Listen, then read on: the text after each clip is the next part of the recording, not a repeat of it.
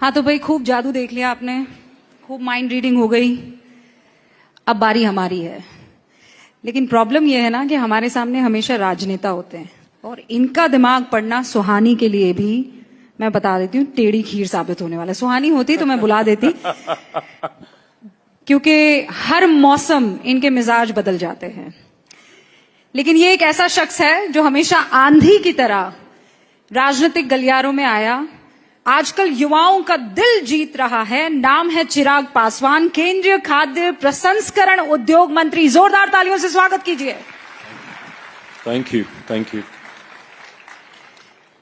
बिहार की राजनीति में चमक रहे हैं, एकदम एक अलहदा मुकाम बनाने की कोशिश में है। लेकिन आजकल आपका एक बयान बहुत चर्चा में, और खासकर वक्फ बिल के पास हो जाने के बाद आपने उसका स्वागत किया, आपके सांसदों ने साथ दिया। लेकिन आप याद दिला रहे हैं कि मेरे पिताजी तो मुस्लिम मुख्यमंत्री चाहते थे और मुसलमानों से उनको इतनी मोहब्बत थी कि वो बिहार के लिए एक मुस्लिम चेहरा चाहते थे। उनकी वजह से, उस चाहत की वजह से उन्होंने विधायकों को खोया है। मतलब इस बयान के माने क्या है? आप क्या बताना चाह रहे हैं?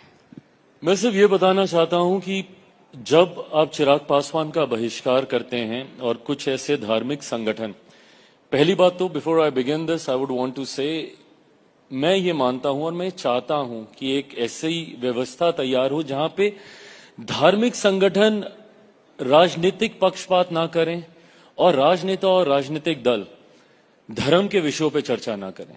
जिस दिन अगर हम लोगों ने इन दो चीजों को अलग कर दिया ना, राजनीति से धर्म को अलग कर दिया और धर्म से राजनीति को अलग कर दिया, तो मुझे लगता है कि एक बड़ी समस्या का समाधान वहीं पे हो जाएगा। बट बहरहाल, बहरहाल से पहले, चूंकि आप कहते हैं राजनीतिक पार्टियां रिलीजियस मुद्दों पर या रिलीजन को डिस्कस ना करें, जब आप ये कहते हैं तो वो 4 उंगलियां आपकी तरफ नजर आती है, या ये कहिए वो 3 उंगलियां आपकी तरफ। क्यों? क्योंकि आप एनडीए का हिस्सा हैं। एब्सोल्युटली। बीजेपी को कहते हैं कि हिंदुत्व का परचम बुलंद करने वाली पार्टी है। चिराग पासवान ने माथे पर माशाल्लाह बड़ा सा टीका लगाया हुआ है, इतने सारे कलेवा अपने बांधे हुए हैं। और बीजेपी ये कहती है कि राम मंदिर हमने बनाया, फख्र से कहते हैं।